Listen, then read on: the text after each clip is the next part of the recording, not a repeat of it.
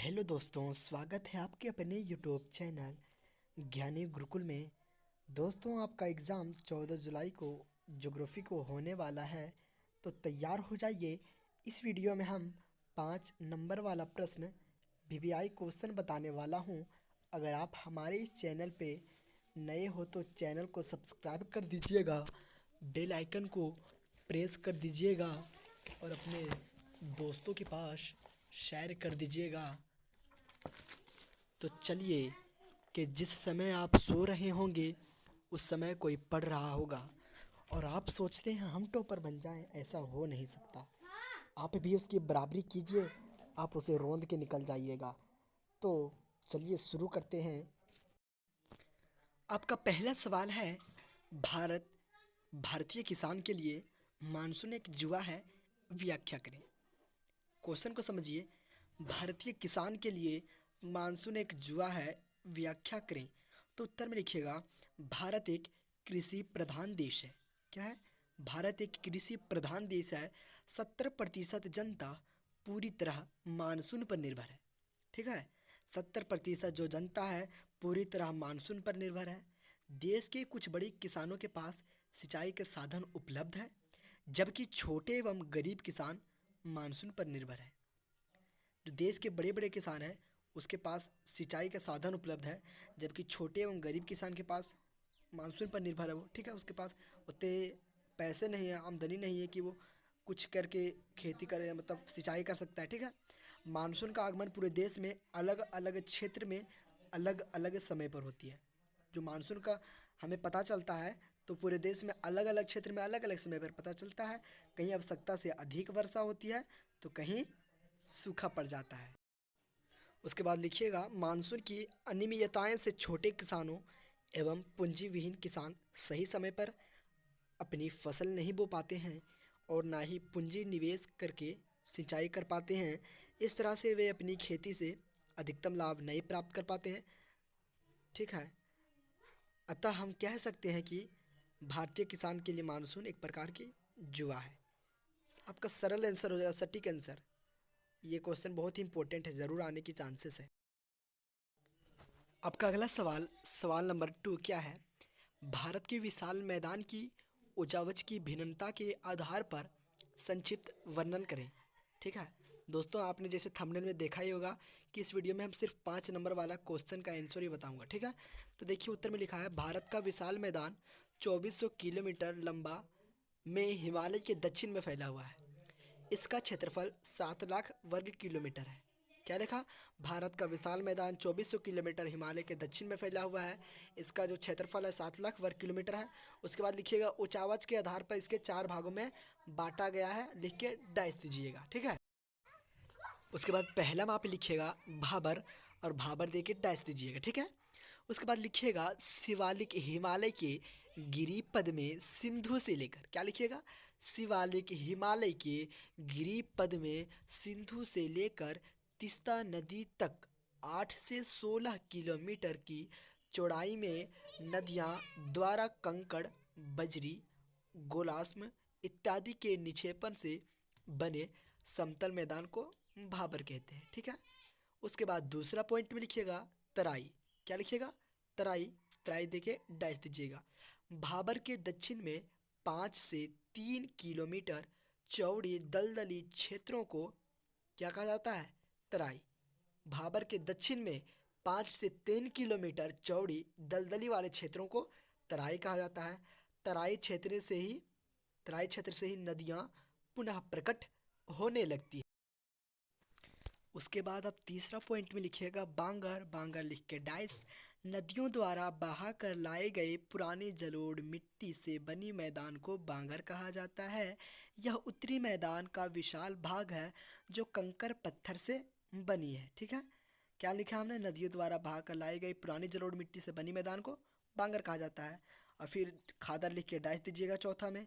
उसमें लिखिएगा, नदियों द्वारा बहा कर लाई गई नवीन, नवीन यानी होता है नई, नई जलोढ़ मिट्टी को खादर कहा जाता है। यह उपजाऊ एवं ह्यूमस युक्त मैदान होती है जो खेती के लिए लाभदायक होती है। ठीक है, हमने पूरा सरल भाषा में सटीक आंसर बताया आपको। वीडियो आपको अच्छी लग रही हो तो चैनल को सब्सक्राइब कर दीजिएगा, बेल आइकन को प्रेस कर दीजिएगा, वीडियो को लाइक कर दीजिएगा। ठीक है। आपका अगला सवाल है सवाल नंबर 3। तमिलनाडु के तटीय प्रदेशों में जाड़े के मौसम में अधिक वर्षा क्यों होती है?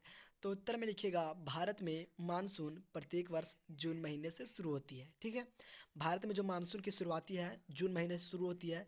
यह मानसून दक्षिण भारत से होते हुए पूरे उत्तर भारत के सभी राज्यों में भारी वर्षा करती है तथा सितंबर से अक्टूबर के बाद भारतीय मानसून वापस लौटना प्रारंभ करती है। उसके बाद लिखिएगा तथा नवंबर से दिसंबर के बाद मानसून दक्षिण भारत तक खिसक कर आ जाती है। ठीक है, नवंबर से दिसंबर तक जो है ना मानसून दक्षिण भारत तक खिसक कर आ जाती है। जाड़े के लिए सूर्य दक्षिण स्थिति में होती है जिसके कारण से बंगाल की खाड़ी से मानसून पवनें आर्द्रता ग्रहण करती है। क्या करती है? आर्द्रता ग्रहण करती है। साथ ही तमिलनाडु तीन ओर से समुद्र से घिरा होने के कारण बादल बनाने में सहायता करती है। इन्हीं कारण से तमिलनाडु में अधिक वर्षा करती है। ये है आपका अपनी भाषा में। आपका अगला सवाल जो मोस्ट इम्पोर्टेंट सवाल है, इसके बारे में आप कुछ कुछ तो ज़रूर जानते होंगे।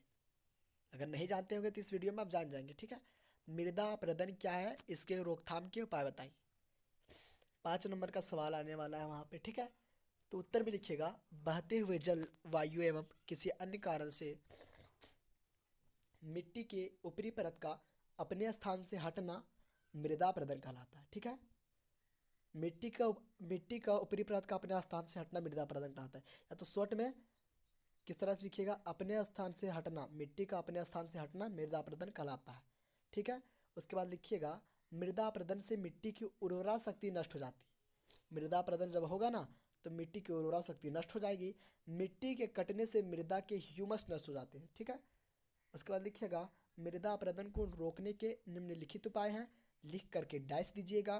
पहला पॉइंट में लिखिएगा पहाड़ी इलाकों, क्या लिखिएगा, पहाड़ वाले इलाके जो होते हैं, पहाड़ी इलाकों या ढलान वाले क्षेत्रों में सीढ़ीदार खेती करनी चाहिए। आपने कहीं देखा होगा किताब उताब में या तो मोबाइल में कि सीढ़ीदार खेती कहीं कहीं करते हैं, मोबाइल में आता है, देखे हम। ठीक है, पहाड़ी इलाकों या ढलान वाले क्षेत्रों में सीढ़ीदार खेती करनी चाहिए। समझ रखिए, जुताई करनी चाहिए। ठीक है, उसके बाद दूसरा पॉइंट में लिखिएगा खेतों के चारों ओर रक्षक मेखला तैयार करनी चाहिए। तीसरा पॉइंट में लिखिएगा अधिक से अधिक संख्या में, मतलब आपसे जितना से जितना हो सके। ठीक है, अधिक से अधिक संख्या में पेड़ पौधे, झाड़ियाँ, कांटेदार वनस्पतियाँ, कांटेदार झाड़ियाँ उगाना चाहिए। जैसे पुटी सुटी जैसे बोलते हैं, कांटेदार झाड़ियाँ उगाना चाहिए। ठीक है, अधिक वर्षा वाले क्षेत्रों में पशुओं की अत्यधिक चराई पर रोक लगाना चाहिए। ठीक है, अधिक वर्षा वाले क्षेत्रों में पशुओं की अधिक चराई पर रोक लगाना चाहिए। उसके बाद 5वां पॉइंट में लिखिएगा तेज धारा से बहती जल के बहाव को कम करने के लिए क्या करनी चाहिए, बांध बनानी चाहिए। ठीक है, आपका अगला सवाल है सवाल नंबर 5। भारतीय मानसून की 3 विशेषता बताइए। क्या बताइए विशेषता? तो देखिए पहला विशेषता लिखिएगा भारत की लगभग 65% जनता खेती पर आश्रित है। कितने प्रतिशत? 65% जनता जो दक्षिणी पश्चिमी मानसूनी पर आधारित है। यह मानसून वर्षा मौसमी है जो जून से सितंबर के बीच होती है। कितना सरल भाषा में हमने लिखाया है कि भारत की लगभग 65% जनता खेती पर आश्रित है जो दक्षिणी पश्चिमी मानसूनी पर आधारित है। यह मानसून वर्षा मौसमी है जो जून से सितंबर के बीच होती है। ठीक है, दूसरा पॉइंट में लिखिएगा भारत में मानसून की शुरुआत केरल से 1 जून से होती है। कितना से? 1 जून से होती है केरल से। देश के कुछ भागों में वर्षा कुछ समय बाद शुरू होती है जबकि कहीं कहीं वर्षा जो होती है पहले हो जाती है। इससे किसानों को या तो लाभ होती है या फिर हानि। तीसरा पॉइंट में लिखिएगा भारत की वार्षिक औसत वर्षा 125 सेंटीमीटर है। पूरे देश में वर्षा का वितरण 12 सेंटीमीटर से 250 सेंटीमीटर के बीच है। दोस्तों इस वीडियो में हमने 5 महत्वपूर्ण क्वेश्चन बताए। अगर आपको वीडियो अच्छी लगी हो तो चैनल को सब्सक्राइब कर दीजिएगा, बेल आइकन को प्रेस कर दीजिएगा और अपने दोस्तों के पास शेयर कर दीजिएगा। वंदे मातरम।